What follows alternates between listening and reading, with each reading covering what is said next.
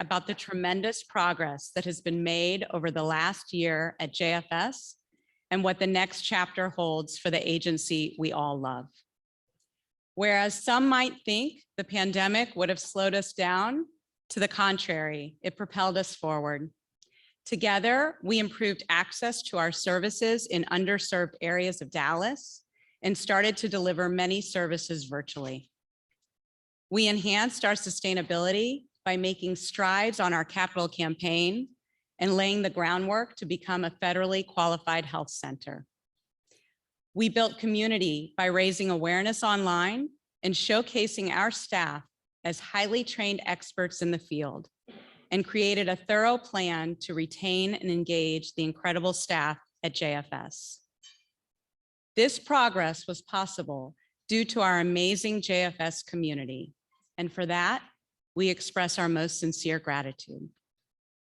Thank you to our volunteers and donors for their ongoing support. To our many community partners, including the Jewish Federation of Greater Dallas and the United Way of Metropolitan Dallas, JFS truly could not do our work without your help. Thank you to the JFS staff for their incredible work day in and day out. Their compassion, drive, and dedication is what makes more possible for our clients. I offer a special thank you to Britton Williams, our board liaison.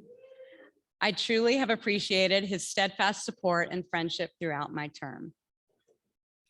Thank you to our amazing board of directors who, despite so many unexpected challenges, furthered the agency's strategic goals and objectives to grow JFS. To all of the executive committee members, thank you for your consistent engagement. Your leadership is truly the future of JFS. To my predecessor, Michael Kaufman, thank you for being a trusted mentor throughout my term. To Kathy and Eric, these past 2 years have been full of growth and gratification working together, and your unending support has both challenged and comforted me during my term.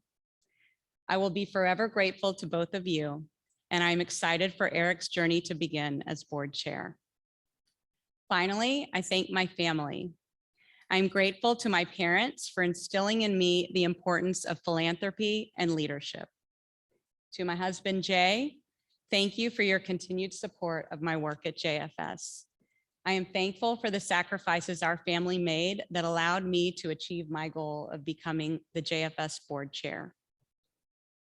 To our children, Sally and Ray, I hope your dad and I have inspired you both to become future leaders in the Dallas Jewish community. It has been one of my greatest joys leading this organization and working alongside such passionate lay leaders and staff. I have every confidence that our incoming chair, Eric Goldberg, will be an amazing leader for JFS. JFS is moving forward in a way that none of us could have imagined a few years ago, and I could not be more proud to have played a role in this progress. It is now my pleasure to invite our community chaplain, Rabbi Howard Wolk, up for a short Devar Torah. Rabbi?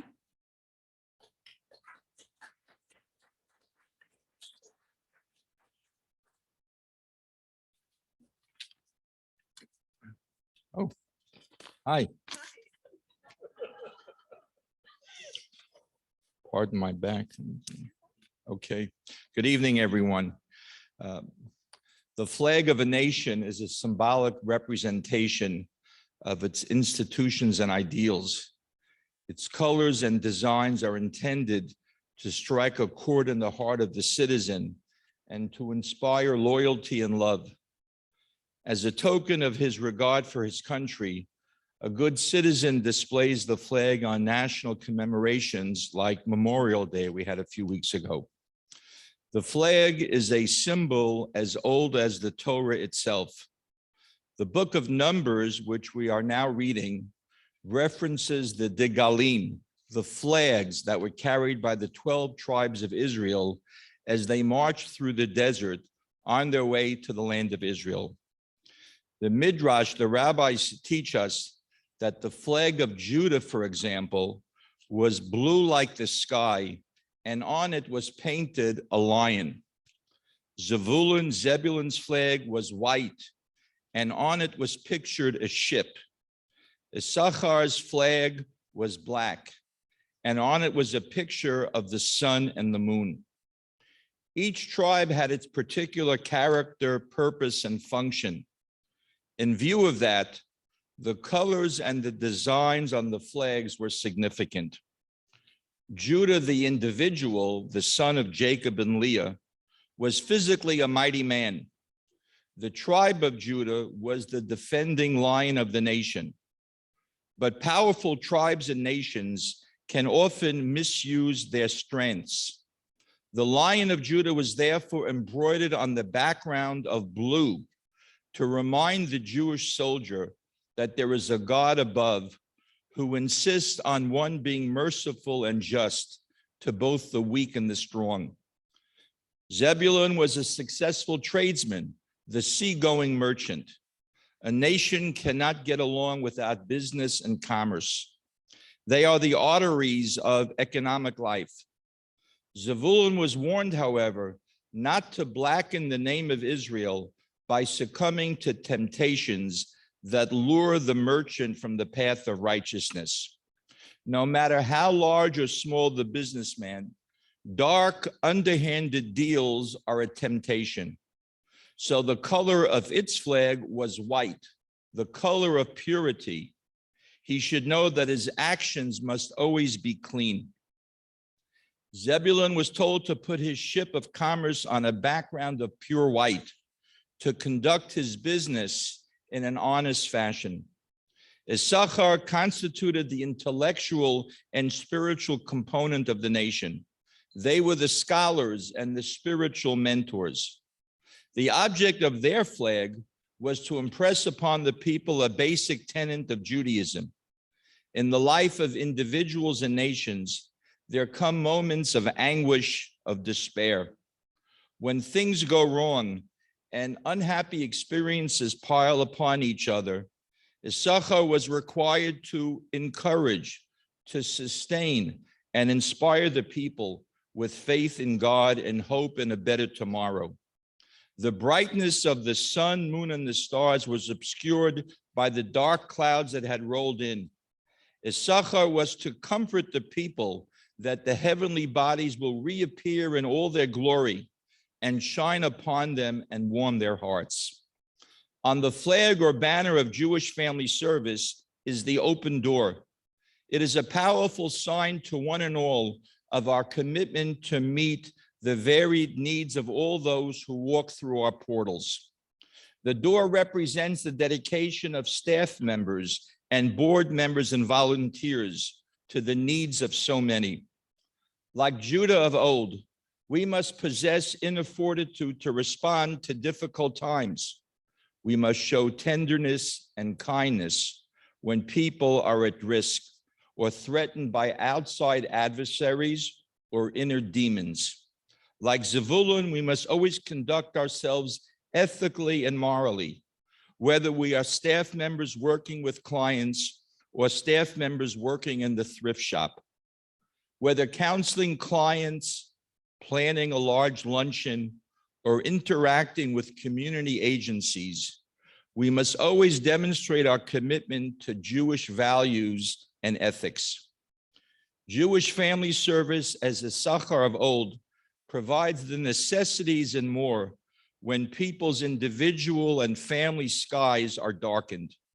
The food pantry, the job center, the clinical department, and the older adult department. When people are confronted by loss of relatives or by loss of one's inner self. Volunteers, board members, and professionals, we all together wave the flag of JFS proudly. Our thanks and appreciation to all the outgoing board members. Best of luck to all the incoming board members. May we all cooperatively have a clear view of the future as we see it today and implement this vision for the benefit of our entire community. Thank you.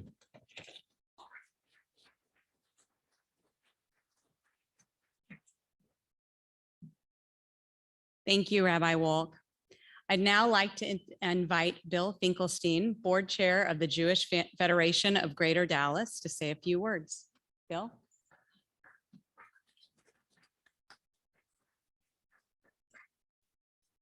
Thank you and good afternoon, good evening. You know, I was in a rush to get here. I was with my grandson and I said, oh my goodness, I better change clothes before I get here.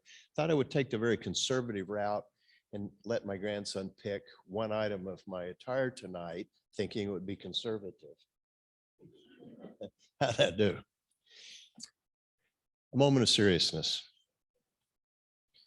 As the board chair of the Federation, and more importantly, as a member of the community, I'm very, very proud to be here tonight and to share briefly with you the impact that JFS has on the entire Jewish community and on the entire community of the city of Dallas.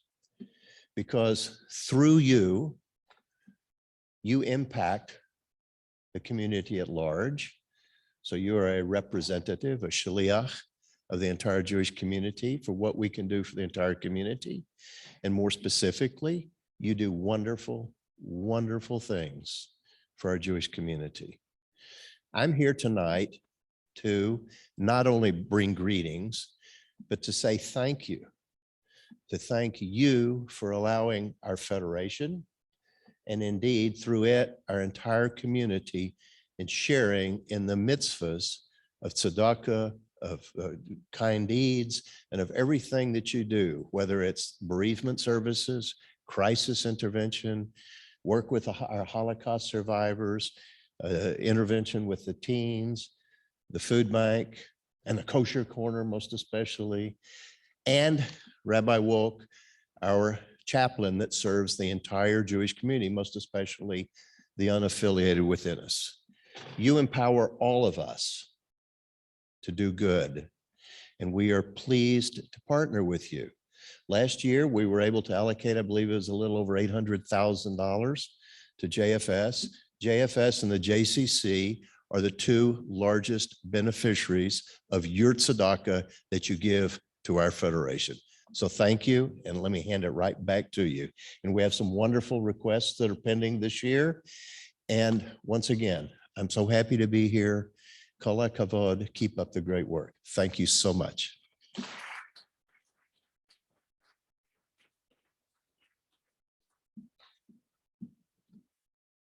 Thank you, Bill, for your continued commitment to strengthen JFS and the Federation's longstanding partnership. I'd now like to invite Michael Kaufman, our immediate past chair, to share this year's nominating committee report.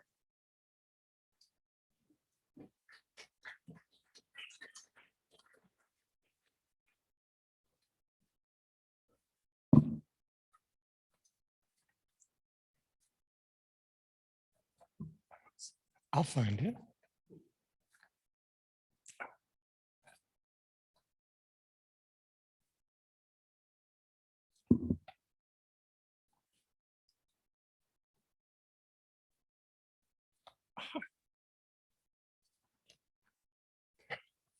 Thank you, Bill, for your continued commitment to strengthen JFS and Federation's longstanding partnership.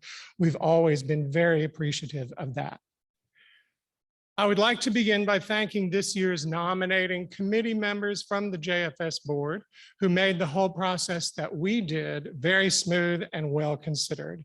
That includes Rachel Biblo, Jonathan Blum, Jonathan Herskovitz, Seth Margolies, and Nicole Post. Thank them a lot. This year, the nominating committee submitted the following slate of officers for the 2022-2023 board term to the board at our April board meeting where it was approved. You already know who our incoming board chair is, the inimitable Eric Goldberg. Our chair-elect, who will be chair after Eric's term, is Julie Gothard. Weezie Margolis will be a vice chair, Lindsay Stengle will be a vice chair, and Steve Berger will be a vice chair. Seth Margolies is going to be our treasurer for the next term, and Laura Weinstein accepted the not completely popular position of board secretary.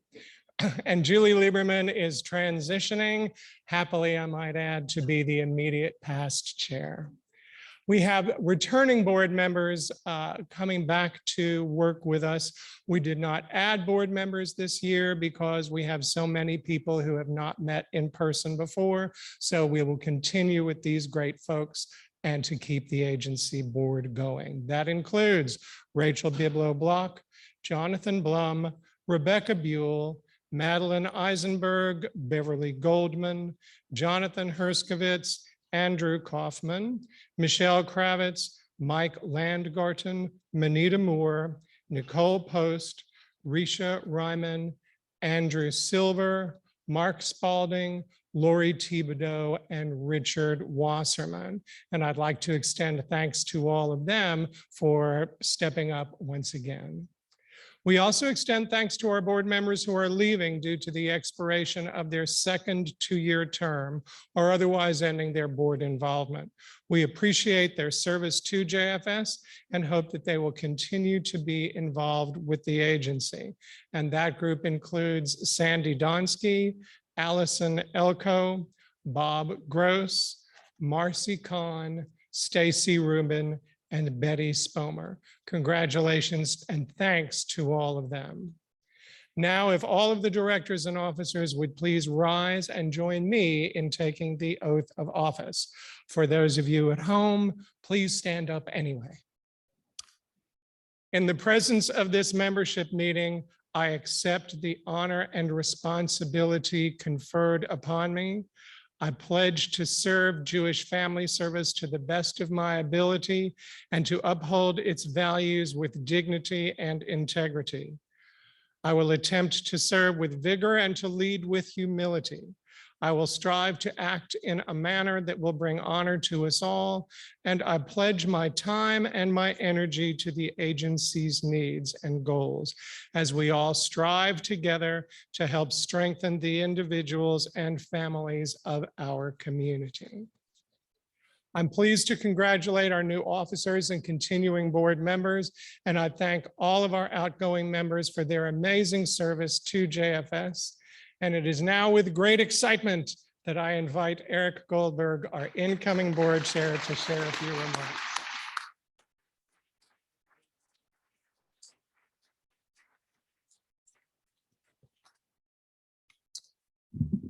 I'm humbled and honored to be standing here today.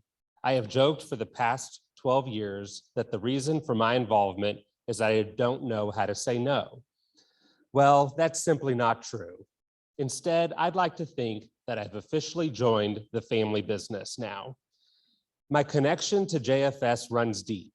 My grandmother, Vi Kay, worked as the JFS receptionist for over 25 years. And growing up, I heard names like Bunny Radman and Sherry Portwood, who were her friends. As an adult, I really became reconnected with JFS through the high school summer internship program, which was set up as a memorial to my grandfather, Rabbi Gerald Klein, thanks to the MB and Edna Zale Foundation. It has been fun for me to still be involved in the interview process of this program today. Jewish Family Service provides mental health and social services that our community so desperately needs. It allows a way out for those who have found themselves in a bad position. I believe the reason JFS exists is all based upon our shared values, values that I started learning in the preschool hallways of this very building and reinforced by my family then and now. I learned them as Jewish values that include tikkun olam, or repairing the world, community, wisdom, leadership, family, hard work, welcoming guests, decency, and kindness. These values are not unique to Judaism. Rather, they are human values that we can all align with. With the purpose to continue building from the foundation of these values, I am truly excited to be a part of the agency as we embark on expanding its reach. This journey continues with the launch of the Capital Campaign and with Jewish Family Service becoming a federally qualified health center. Now to some very important thank yous. First to my wife, Sharon. Congratulations on becoming the First Lady of JFS. Thank you for your support in everything I do and allowing me to be at many evening meetings while managing the chaos of our house with our two beautiful children. I love you. To Julie Liberman, you can now officially take off your crown as Queen of JFS and declare me king. Just kidding. Thank you for your leadership during these last 2 years, which have not always been the easiest. To my business partners, Steve Waldman, Michael Waldman, and Todd Shannon, you have shown me through your own examples of how to be a leader and an upstander in our community. To Kathy Barker, our fearless CEO, has done so much in advancing the mission of JFS. I look forward to standing by your side these next 2 years. To the entire JFS staff, it is because of all of you that the services get to the people that need it. You are the boots on the ground and in the trenches every day. Thank you. To my fellow members of the board, I thank you for your partnership and dedication to making JFS better every day. In closing, I'd like to quote the mandate that my grandfather spoke in his last sermon. Let's go forward as long as God gives us the power to think, to pray, to believe, to advocate, to act, to respond, to rededicate, to celebrate. Amen.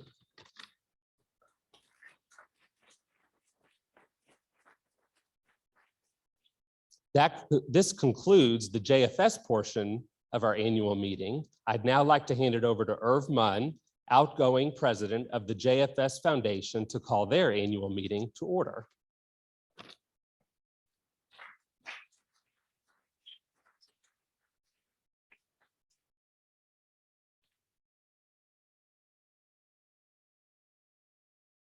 Good evening.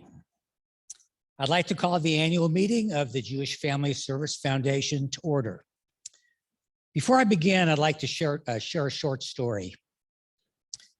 3 sons of a Yiddish mother left their homeland, went abroad, and prospered.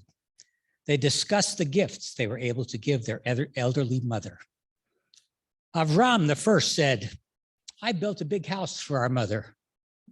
Moshe, the second, said, "I sent her a Mercedes with a driver."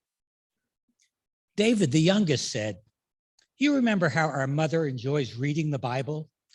Now she can't see very well, so I sent her a remarkable parrot that recites the whole Torah. Took the greatest rabbis 12 years to teach him. Mama just has to name the chapter and verse, and the parrot recites it." Soon thereafter, a letter of thanks came from their mother.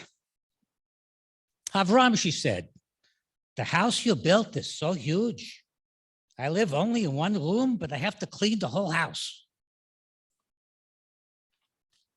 "Moshe," she said, "I'm too old to travel. I stay most of the time at home, so I rarely use the Mercedes. And that driver has spilkes. He's a pain in the tuchus." "David," she says, "the chicken was delicious."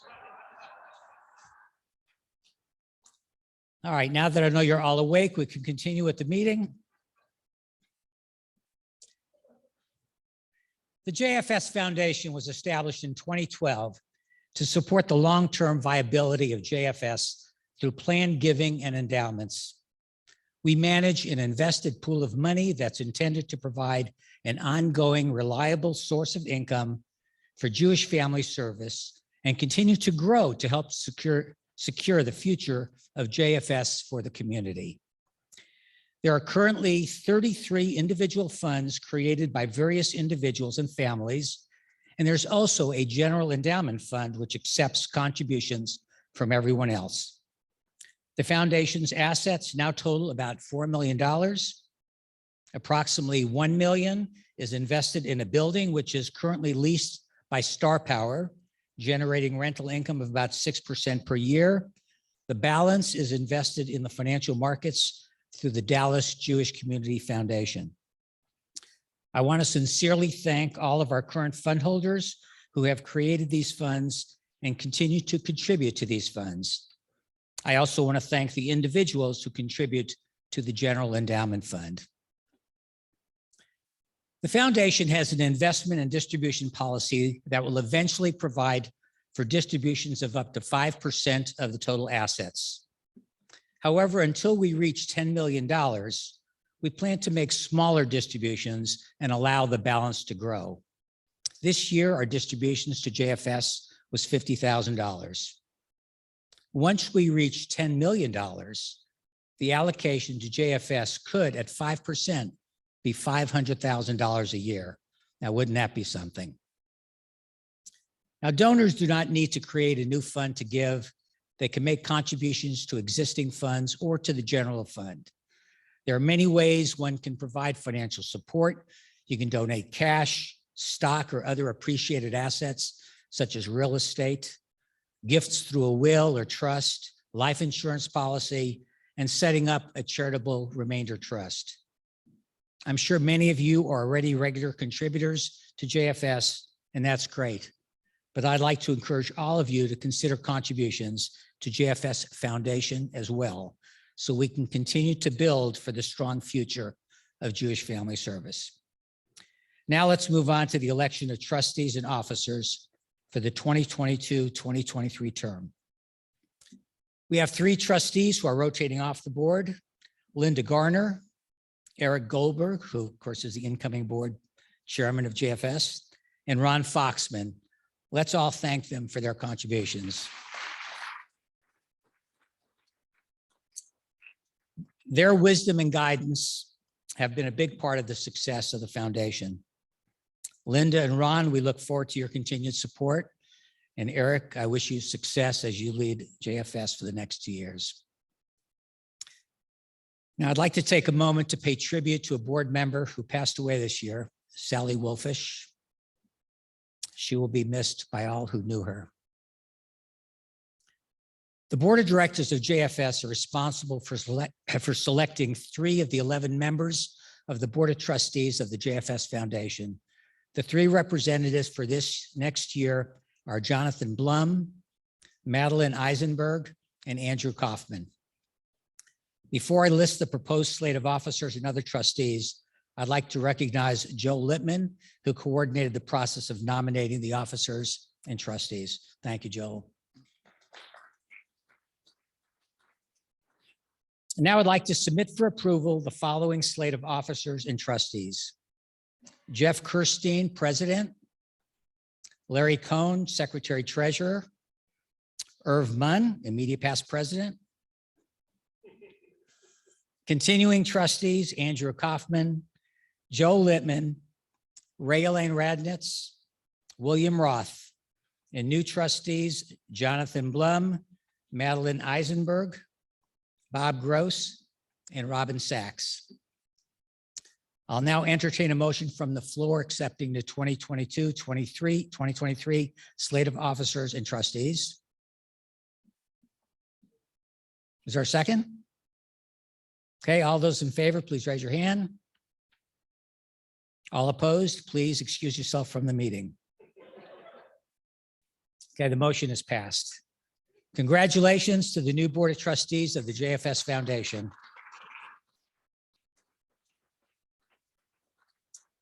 Thank you to all the Foundation board members for your time and contributions during the past year. In closing, I want to say how proud I am to be a part of the Jewish Family Service community and to have been president of the JFS Foundation for the past 5 years. I know Jeff Kirstein will lead the foundation to continued growth.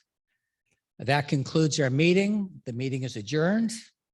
Thank you. And now I'd like to invite incoming JFS Foundation President Jeff Kirstein up for a few remarks.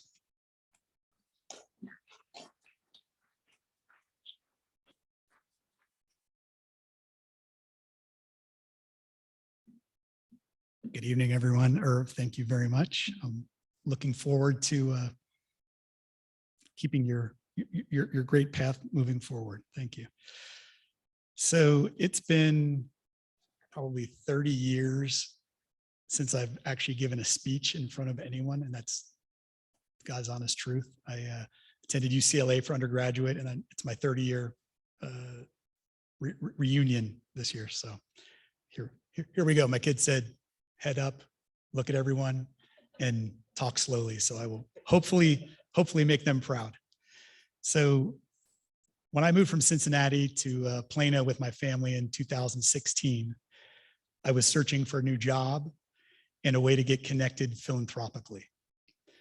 While many members of this incredible Jewish community were kind and welcoming, Irv Munn went way above and beyond.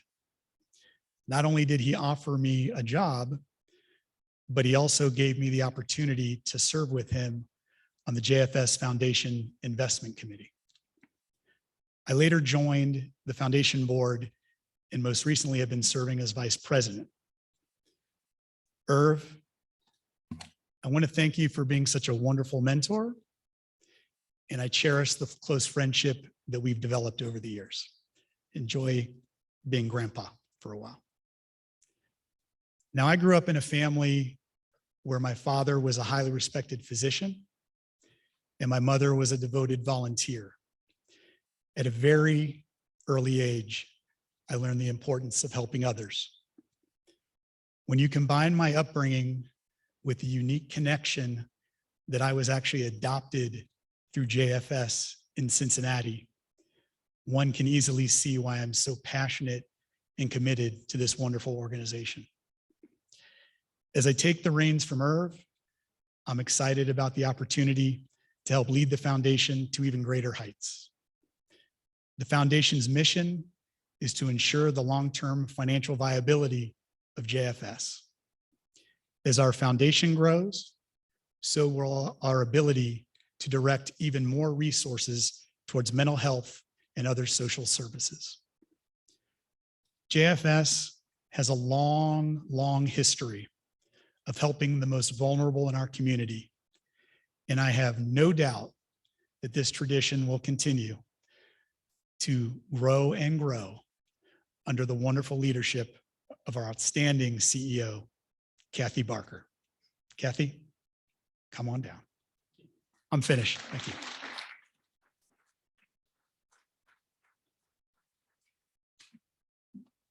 Good evening, everyone. Let's see.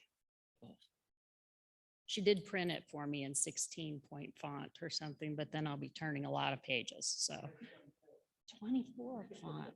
Geez, that's sad. That means that our eyes are terrible. So thank you guys for being here tonight, and thank you for being here for us as a community in general. What I wanted to tell you is that if you were paying attention, according to what Irv was saying, you will have heard us say the word FQHC twice. And that stands for Federally Qualified Health Center. I promise, especially if you're still awake by the end of my speech, that I will explain what that is and provide a little bit of clarity for you on it.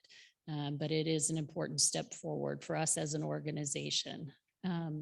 So if you take a look at the organization as a whole, Jewish Family Service started in 1950 as a refugee resettlement organization, and it was completely out of necessity. The services that we provided and that I talk about when I visit with donors and individuals in the community were focused on everything that a person was going to need to be able to start a completely new life or to recover from some sort of trauma. And our organization is known to evolve and basically to take a look at what services are needed and where they're needed most. So if you look at our history, and it's actually a pretty interesting one, and I believe it's on our website, isn't it now? Go read it. It's very interesting. We became an adoption agency as well, because that was a need. And you've probably heard our wonderful councilwoman, Kara Mendelson, who's also a past president of this wonderful organization, say that she was adopted through Jewish Family Service years ago. So there is that historical aspect. And then you can go through the years. I'm not going to go through 71 different years, I promise you. But basically, we then became the special needs partnership was established. We started school intervention services in our Jewish day schools because we couldn't provide the services that were needed in the way that they were needed for children that wanted to be able to remain in the Jewish schools and get their education there. Not too far long ago, we merged with Planned Living Assistance Network, which is an organization that helps the severely and persistently mentally ill. And now that program has evolved again, and many of them are here in this room tonight, the people who work there, to be a clubhouse, which is a place for individuals to go and to grow and to have meaning and purpose in their lives. And so I think that's a very good demonstration of all of the different things that we have done. Most importantly, we've gone from helping a few thousand individuals years ago, which was important at the time. A few thousand is still one individual at a time, huge, to hundreds, not hundreds of thousands, but over the years, hundreds of thousands. And just last year, 39,000, which was a record for this organization. And so we've also been the agency that is always ready to make changes and to pivot when there is an unmet need in the community. And I think that's what makes Jewish Family Service very special. And hopefully y'all have seen it that way. I will say that back in prior to January of 2020, we had a wonderful group of individuals, members of our board and community, who that year before in 2019 started looking at, along with our staff, our strategic priorities as an organization. What is it that we wanted to do to become the organization of the future and who we felt like we needed to be? And every great organization needs to take a look at these things and evaluate them and have sort of a roadmap forward. So what's interesting is we approved our strategic plan, which was for the next 3 years, in January of 2020. So what happened in March of 2020? So then a pandemic hit. And the first thing that people said to us is, well, what are you going to do? Do you stop all of these different things and focus on the crisis intervention services and what it is that you have to do to help the individuals right in front of you? And the answer is always yes, we are going to do that, but we're not going to stop doing what we needed to do to address the strategic objectives. But I wanted to give you a little idea of some of the things that fed into that strategic plan that was approved by the board that we continued with today. We had regularly, and I think in all the 12 years that I have been at this organization, the demand has exceeded our capacity. And by that, what I mean is there are always more people that need our help than we either have staffing or funding to be able to help them. It's not that we're not doing our level best to do it. It's just simply either a money or a capacity thing. So the other things were that we had growing wait lists. Y'all have heard us talk about them over the years. And we really couldn't address the funding in the way that we needed to meet the demand. We also struggled with the sustainability of our programs. Once our budget hit around $8 million in 2020, which was some of the conversation around the strategic objectives, our organization really hit somewhat of a tipping point in we could either stay the type of organization we were, which was wonderful and helpful and doing all sorts of things, in the way that the community needed it, but funding would be at risk year over year. We might have a big grant, United, that all of a sudden isn't there, and that may have funded 5 positions. United Way, who's a major funder for us, may change their giving priorities. And so those are the kinds of things that as an organization, you have to look at year over year, and it's a risk that we take. But it has always been a risk that we have been willing to do if it meant that we can serve more individuals and do what we do best. But again, it was a risk. So sustainability of our programs, was a challenge. But what the other thing that we found, a couple other things, were that most of our clients were uninsured or underinsured. And this isn't something that's new to any of y'all, but there are huge health disparities out in our community. We help predominantly low-income individuals in and out of the Jewish community, and we help them onto a path of self-sufficiency. Now, that means very different things for every individual, but if they don't have insurance, not only does that impact their ability to access comprehensive mental health services, but it also affects their ability to get the health care that they need. And so again, that's where I'm going to tell you a little bit about the Federally Qualified Health Center. But first, I want to help run you through a little bit about some of the things that we were able to accomplish through our strategic plan over the past several years. And that's with the help of all of you in this community in a variety of ways. First, we're really excited that our food pantry expansion was completed in October of 2021, and we moved into the new facility in December. If you have not seen this yet, you really need to. For those of you that are used to being in our little box on one side of the building, it's a completely different experience. And what's more important is the fact that we're able to serve more individuals with dignity and respect, and in a way that they can get the nutritious food that they need and come as often as they need to.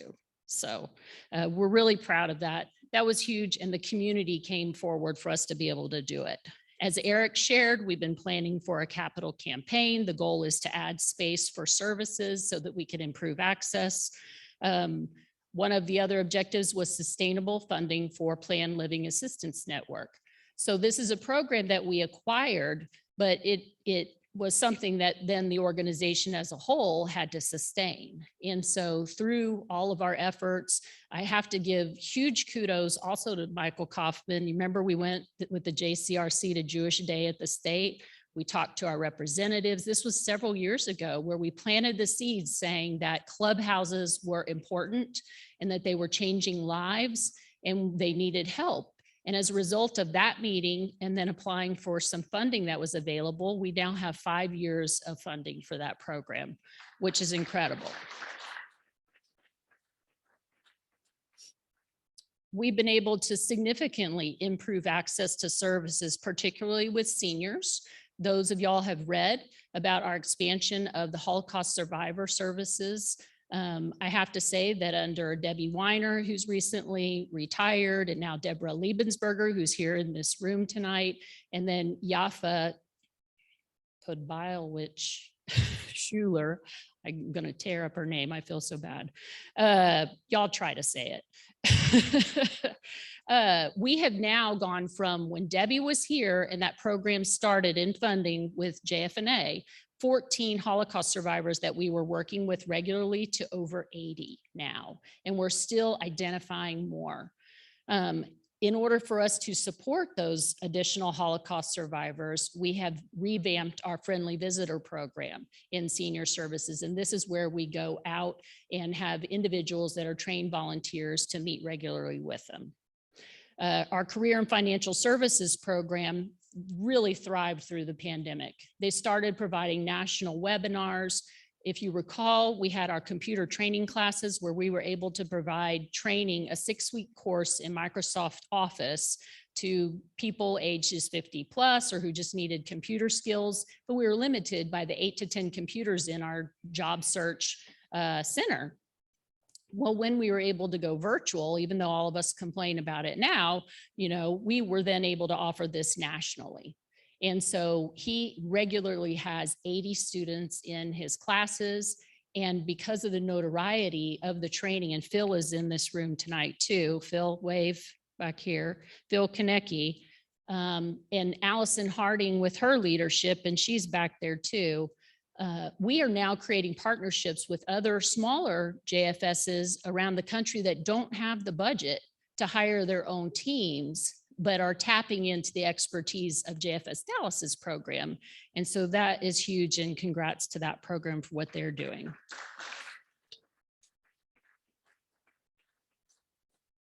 I will say that in partnership with the Federation and with Ariella Goldstein and a team of school resource team individuals, we have, especially during the pandemic, been reaching out more than you could have ever imagined or would have to imagine to teachers, administrators, family members, and children in every single Jewish day school, preschool here in our community to help them navigate all of the surge in anxiety and fear and uncertainty that came with the pandemic.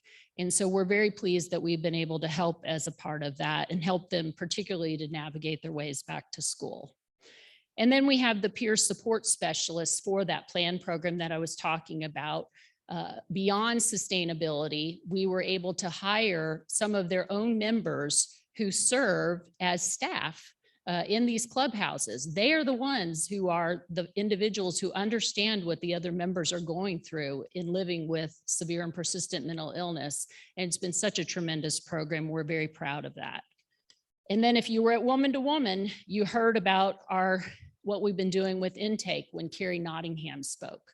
We have since centralized intake, and we've been working hard to expand our staffing to help us to address the over 7,000 calls that we're receiving for assistance. So you see this circle of need to improve access, too many people to help, not enough money, and people, we're trying to solve all of that as an organization. And then the last strategic objective with the board's support, and this was not something anybody took lightly. It took a period of 18 months of study, evaluation, feasibilities, community needs assessments and surveys of our own clients for us to determine that we would become a federally qualified health center. And so what that means is adding primary care, and that's medical services, to our comprehensive mental health and social services. And I thank the board and the staff and the community for helping us to get to this point and achieve that objective.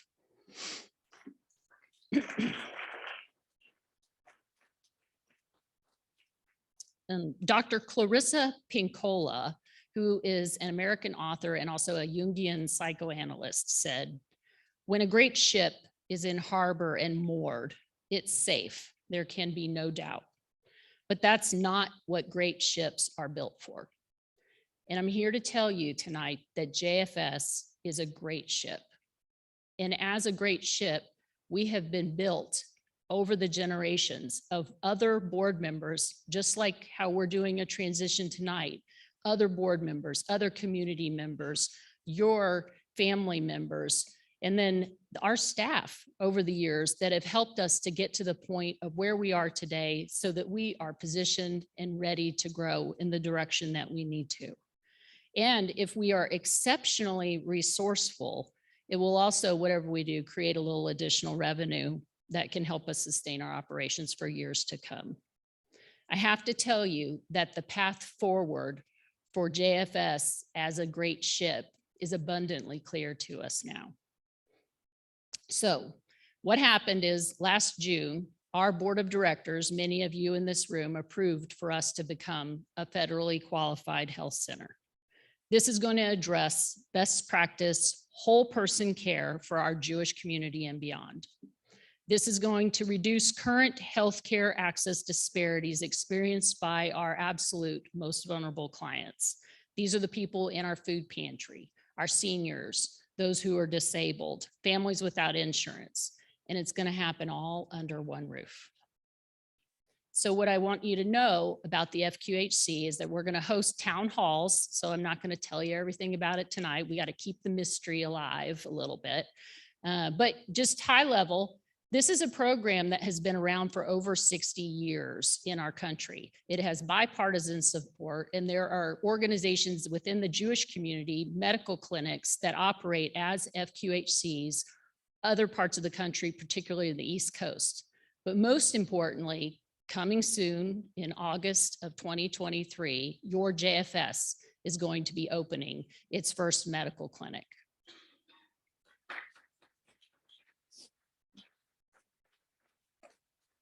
But there's a little more to that.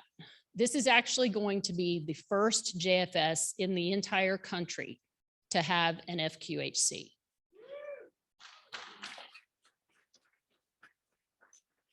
And we're stirring up enough attention that the Network of Jewish Human Service Agencies has considered us a proof of concept and is partnering with us because they want us to be able to take this, run with it, and find a way to replicate it so that this sustainable, long-term, bipartisan source of funding will be available to our Jewish communities across the nation.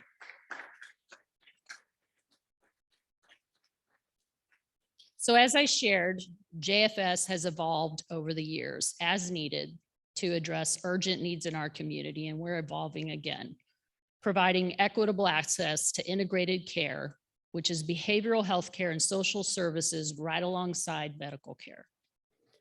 Before my thank yous, I want to leave you with another quote.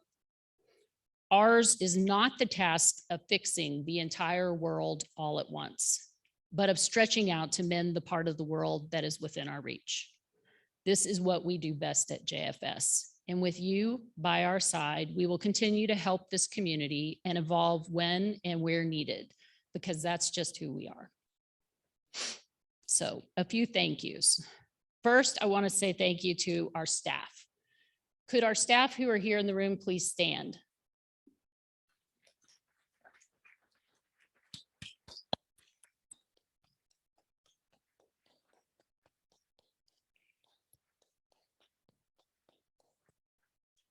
Leah's hiding back here, just so you know, but she's here too.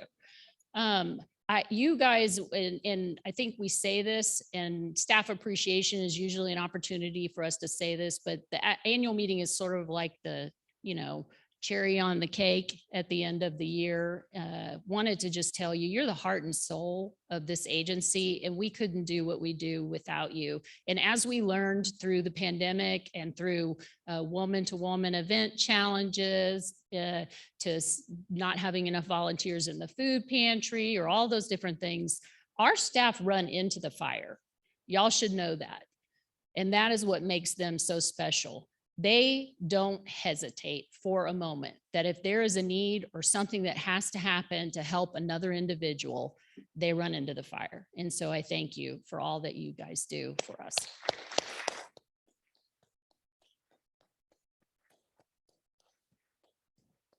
New to us is also having what we call the chiefs. So I do have to give a special thank you to Daisel Sarte, please stand.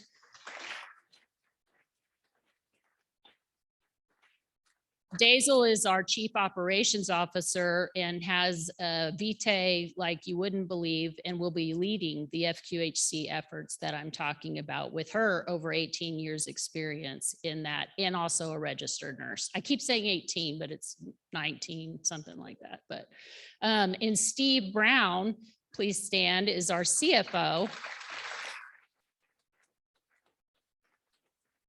And so Steve comes with something like 30-something years experience running as a CPA and an accountant in medical practices. So you hear, I didn't go out looking for these people in that way. I really truly feel like that as our organization was heading in a direction, God was looking out for us and bringing those right people to us at that right time.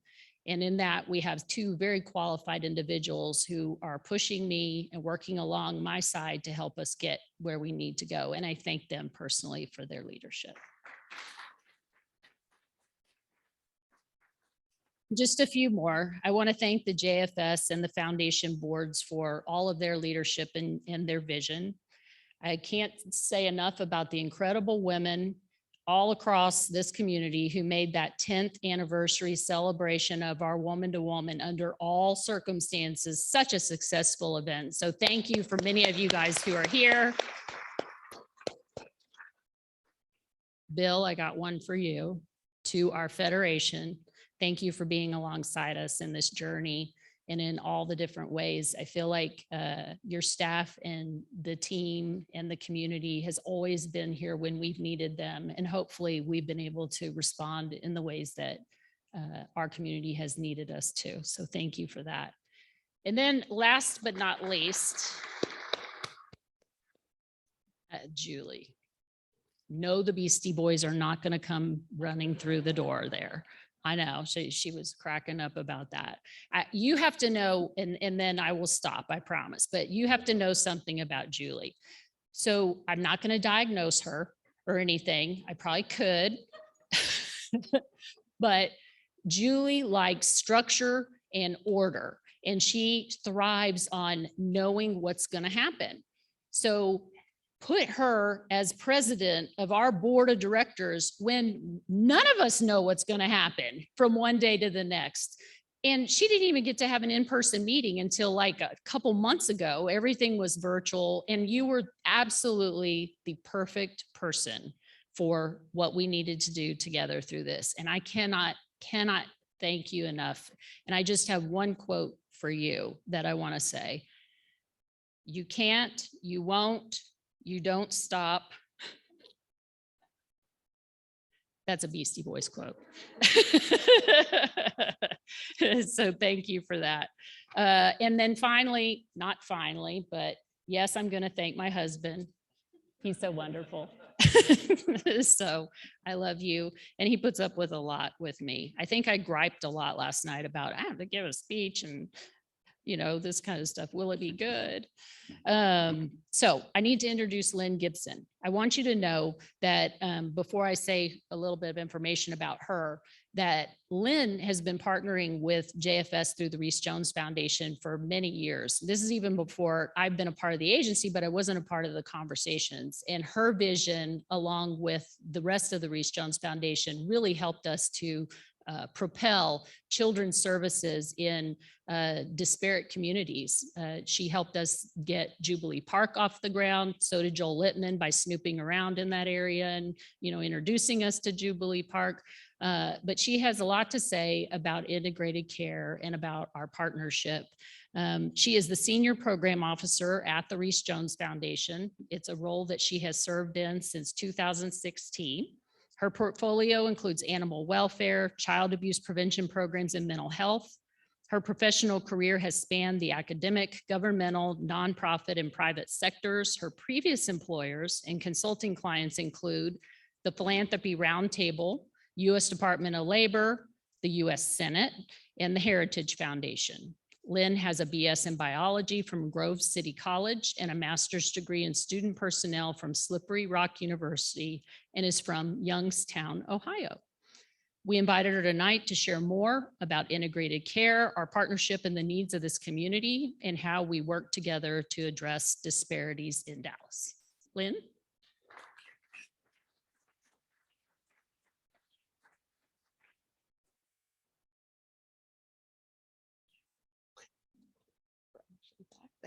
There's a person back here. So I know it's the end of your evening, so I won't take a ton of time, but I did, first of all, want to thank Kathy and Ariella, our partners in crime on mental health.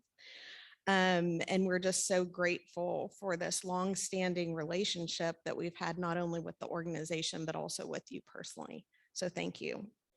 On behalf of the board and the staff of the Reese Jones Foundation, we're grateful for this opportunity to serve with you as partners in the community. Just to kind of let you know the arc of this, I'll tell you a little bit about the foundation. I don't know how much you all are familiar with the work we do in the community. Kathy touched on this.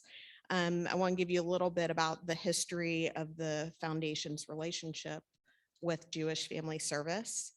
I want to talk about shared values, whole person care, and how we're excited to look ahead with you. So our relationship began in 2008, about a year after the foundation was started. And the first gift in 2008 to JFS was a $30,000 gift for the Career and Employment Program Services. So we have come a long way since then. That has been our focus with JFS.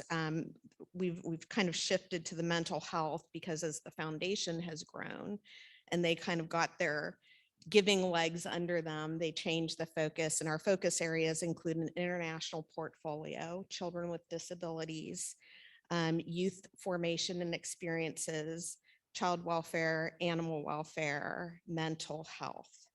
And the goals of our mental health portfolio include expanding access and early identification of mental and behavioral health issues and the subsequent treatment of those issues. So back in 2008 with that $30,000 gift, we have since then made 10 additional gifts to Jewish Family Service that total over $3 million. Thank you. All of those subsequent gifts have focused on mental health services, and we love our mental health services team. And part of that is that we recognize the high quality of services that you all provide and the significance that you have in the broader community. So our relationship took a leap in 2016, as Kathy referred to, as we provided funding for Jubilee, for an expansion into Jubilee. At that time, there were 2 clinicians in an office in a building that was a church, I believe. And then today, and I have not gotten to see the new facility in Parkland, but you have fancy new offices at Jubilee. And almost from the beginning, services were full and waiting lists were started. And so it just not only is a testament to the services that you provide, but the needs in the community. So we thank you for being there.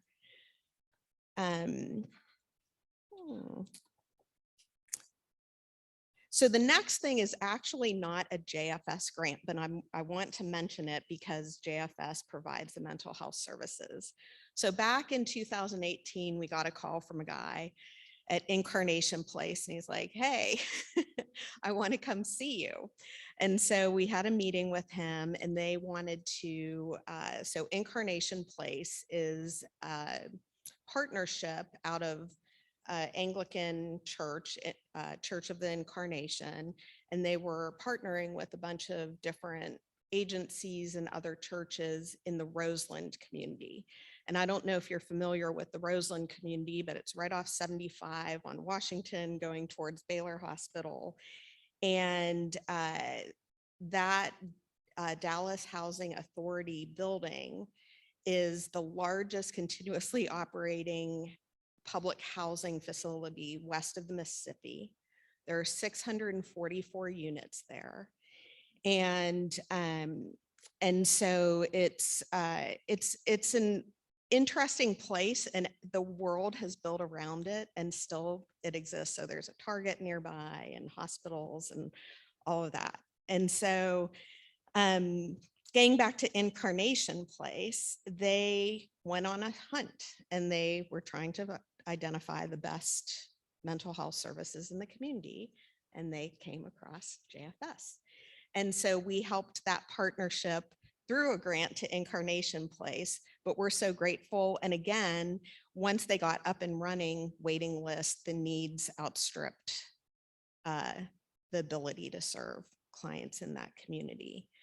One thing, and this is something I appreciate about that project in particular, for those of you that aren't familiar, over the past several years in that community, right off 75, they've had several shootings. It's unsafe. They've had several children killed in that community. It's heartbreaking. And this is where JFS goes. I mean, they go in and they serve, and they love people well. And we're very grateful that you do that work. Thank you. So over the years, I don't know how many in this partnership, how many people we've served together, but hundreds, thousands. And so when we look ahead, we're excited about I always have to go in my head, FQHC, because sometimes I say FHQC, and that's not right, but the Federally Qualified Health Center. And this is going to be a great project. But before I start, I want to talk about our shared values, because this is very important to the foundation. When the foundation considers a grant, something comes through the front door, it doesn't just we don't look as staff at just the opportunity, the quality, how many people are served, what the impact might be. Though those things are very, very important, we also look at values alignment, and that's very important for the foundation. Ideally, an organization and a project will serve the whole person, body, soul, spirit, physical, mental, spiritual. You've mentioned this. It was interesting when I listened to everyone touched on pieces of this, so it was great. So as Christians at the foundation, we believe in the inherent dignity of the human person. While Christians and Jews have different traditions, language, and beliefs, we do share the belief that we are created in the image of God, that we are image bearers. So what does all of this mean for us going forward? So whole person care is where the FQHC is moving you. So you will not only be able to address the mental health needs of your community, but you will also be able to address the physical, or you've always addressed the spiritual needs of those you serve. And it's unique because most agencies start as medical providers and add on the behavioral health services. You all are starting with, that's your DNA, that's who you are, and you're adding the primary care. So we're excited about that and to see what that will lead to over time. You join others in the community. Several years ago, we commissioned a report through Meadows Mental Health Policy Institute, and integrated care was where everyone was going, what they recommended. It provides not only access that's easy, it breaks down stigma, but it also provides early identification of needs. And those are all aligned with what our values are, what our goals are on the foundation side, and also the work that you do. So we're excited going forward. I noticed that you're making more possible, and we are excited to help you make more possible in the future. So thank you for everything you do and for your time.